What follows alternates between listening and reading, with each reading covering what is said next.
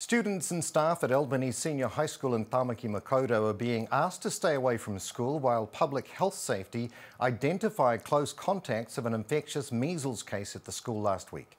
The outbreak has health authorities worried because measles is more infectious than COVID-19 and can be far more lethal for children, especially those who haven't been vaccinated. Te Whaiora Chief Medical Officer Dr. Rawiri McCree-Jansen is with us now. Tēnā koe, Dr. McCree-Jansen. Thank you for joining us. Kia ora, Neil. Thanks for having me. Well, how bad is this measles outbreak at Albany High School?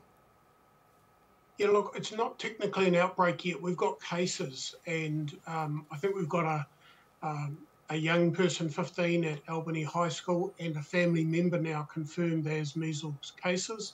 And so we're really worried that we're going to get an outbreak. And we think about a young kid at high school will be going to all of those different classrooms, and they have big sort of open plan classrooms, so lots of exposures there, the 900 kids and the 100 staff, and so we're worried that we're going to get some more cases, and so bringing it to the attention of everybody. There's a lot of work to do to kind of lock that down and see if we can get that eliminated, so to speak. But in the meantime, the message really is that anybody who hasn't been vaccinated or is worried that they haven't been vaccinated, we've got a small chance of getting people vaccinated right now. So in the next 2, maybe 3 weeks, if we could lift the vaccination rates, we can really protect a lot of our infants and our young people. Dr. Jensen, what constitutes an outbreak? So public health will have a set of rules about that, and roughly I think it's around about 5 cases. Okay. We don't need to wait too long more than the 2 cases we've got before we have to act like we're in an outbreak situation. We've certainly got a management team around this now, and we're making sure that all the teachers are being tested and what's their serology, and we're checking all of the students at school and who's been immunised and all of that. So we've got a whole team activated right now, and the next step is, and I think starting today and tomorrow, we're going to see vaccination centres stood up to, create the opportunities for people to get in, get babies, children, Okay. and young adults who haven't been vaccinated, get everybody vaccinated that we can. Now, the areas of high Māori and Pacifica populations appear more susceptible. What's being done to help protect them and their communities?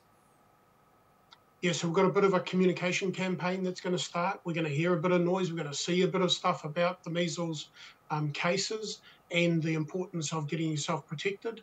We're going to see Māori providers and mainstream providers standing up and opening up over the weekend and special events to offer the vaccination. To be honest, we're going to offer all the vaccinations that we can. So the measles one's really important right now. The influenza one's really important right now. Pertussis for hapu mama, COVID boosters, all of those things right now are critical. We've got to do a lot of that in Auckland. But the adjacent space of Northland and Waikato, I think, are going to get primed for doing some of this as well. Okay, so I see the principal at Albany said immunisation rates at the school were on a par with most of Auckland and the rest of the country. How reassuring is this for you? It's moderately reassuring. I think the principal's right that school population has a pretty reasonable vaccination rate, but reasonable is about 70, the high 70s, 77, 78% vaccinated. In actual fact, to get really protected, we need 95% vaccinated. And if we think about the Māori population, we're nowhere near that. The health system over the last couple of years has been really distracted onto all those COVID things, and whānau haven't been able to access ordinary childhood vaccinations. Some parts of Auckland, we're really looking at just under 50% of Māori being vaccinated. So this is a very serious concern for our community. Are you expecting more schools to close to contain the measles issue? Possibly. And again, this is going to be a public health decision because it will depend on whether or not we can reasonably use those kind of measures to stop the outbreak. But one thing that we can be pretty confident about is all of those educational institutions are supposed to keep good records of who is vaccinated. And if you're not vaccinated during an outbreak, you're going to be asked to stay at home. Right now, we're asking quite a lot of people to quarantine as we're trying to protect from an outbreak. But even once the outbreak is here, early childhood centres will be saying if you're not vaccinated, you need to stay away from the centre. Primary schools and secondary schools will be using that. That's the only way we can protect unvaccinated people. So we're going to see some pretty disruptive actions if Okay. we get an outbreak. I did hesitate calling it an outbreak, which is why I changed the way I was saying it. But measles was once a common childhood illness. How's this happening now, and how concerned should we be? Yeah, so I'm pretty old. I'm in my 60s. And if we go back to those days when I was a baby, 1 year old or whatever, measles would travel. It was an illness that was pretty horrible, unwell for 5 days or a week and a bit of a rash. Most people got through that. But actually, it might be 10 in 1,000 would end up in hospital, or sometimes more than that, 20 in 1,000 end up in hospital. Pretty horrible disease.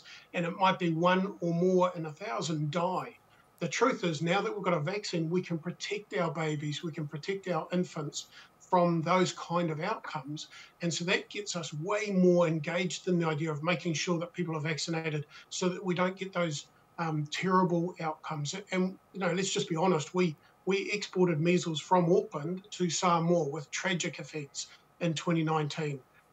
We've got to do everything we can to protect our babies now.